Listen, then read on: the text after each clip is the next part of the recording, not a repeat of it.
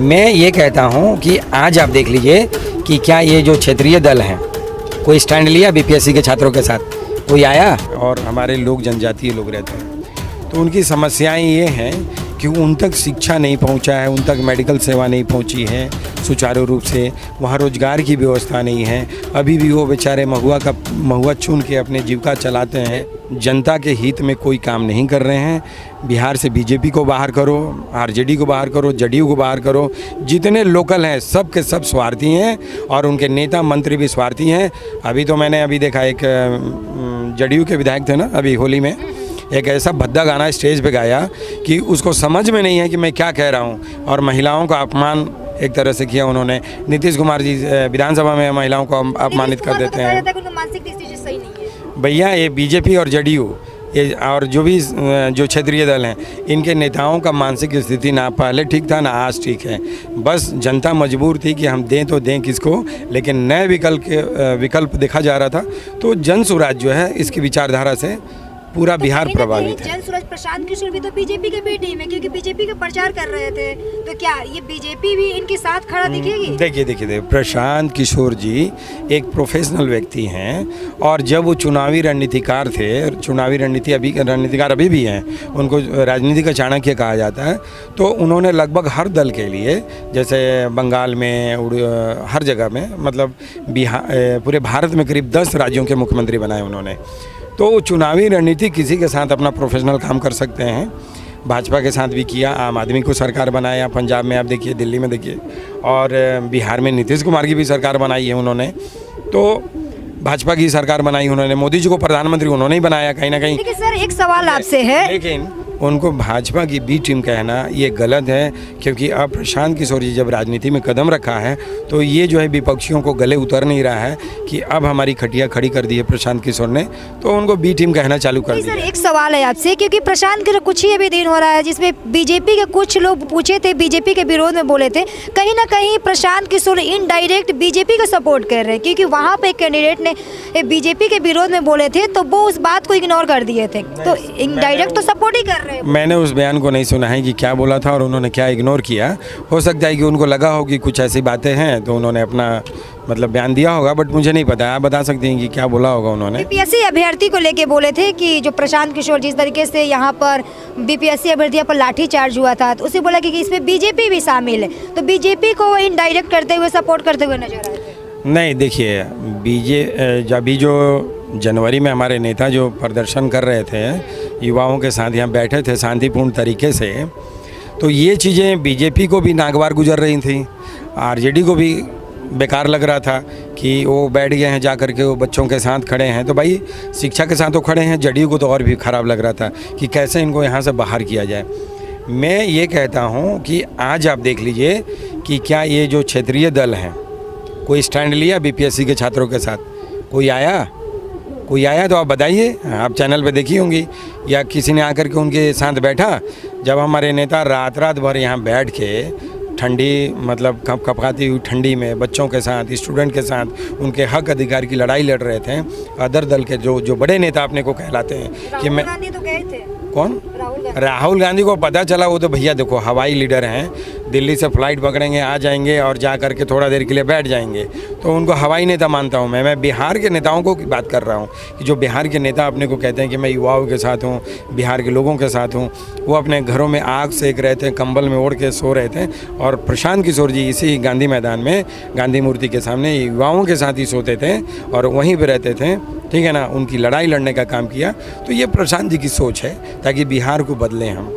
इस बार की जो अब विधानसभा चुनाव में बड़ी चैलेंज है, आज राहुल गांधी भी बिहार में बार आ रहे हैं, यात्राएं कर रहे हैं, आज भी उनकी बड़ी यात्राएं हैं, तो क्या लग रहा है प्रशांत किशोर की ये गांधी मैदान में बिहार बदलाव की जो इनकी जो है, तो क्या लग रहा है कितनी बदलाव हो पाएगी?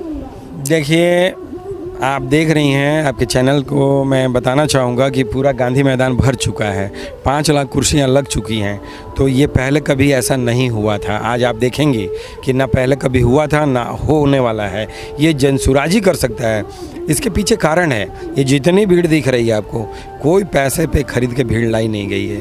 ये सारे लोग अपने आप आए, हाँ सपोर्ट है प्रशांत किशोर को, और सारे लोग अपने आप आए कि बिहार बदलना चाहिए, कुछ तो नया करो यार, बिहार बदलो, कब तक सड़े गले सरकार में जियोगे या रहोगे, कुछ नया परिवर्तन लेके आओ। बिहार के युवाओं में एक नया जोश आए, बिहार की महिलाएँ सुरक्षित रहें, लड़कियाँ सुरक्षित रहें, लड़कियों का भविष्य बने, लड़कों का भविष्य बने, एजुकेशन मेडिकल हर क्षेत्रों में सुधार हो, इंडस्ट्री लगे और बिहार एक नया इतिहास रचे, बिहार बदलाव की तरफ अपने लोकसभा कदम। चुनाव में जिस तरीके से बीजेपी कह रही थी कि अब की बार 400 पार, तो इस बार विधानसभा चुनाव का मुख्यमंत्री जो कि ये होंगे।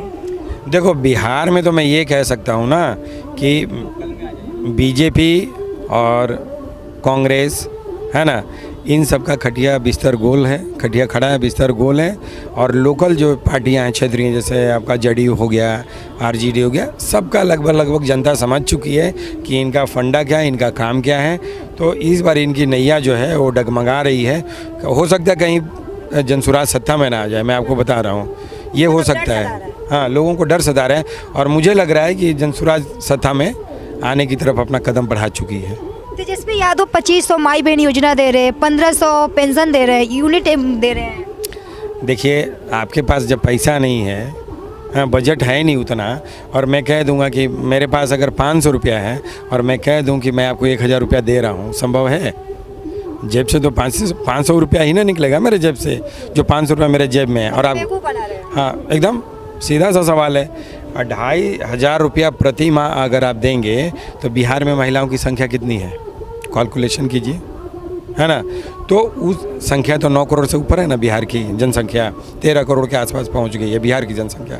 तो अगर हम 40% भी महिलाओं को मान लें, चलो 60% पुरुष हैं, 40% महिलाएं हैं, उसमें मान के चलो कि 20% महिलाओं को भी देंगे अगर 2500 प्रति माह, तो पता है आपको बिहार का बजट एक साल का 150 करोड़ का मान लो होता है, और वो बजट सीधे 500 करोड़ जा रहा है। आप कहाँ से दोगे पैसे?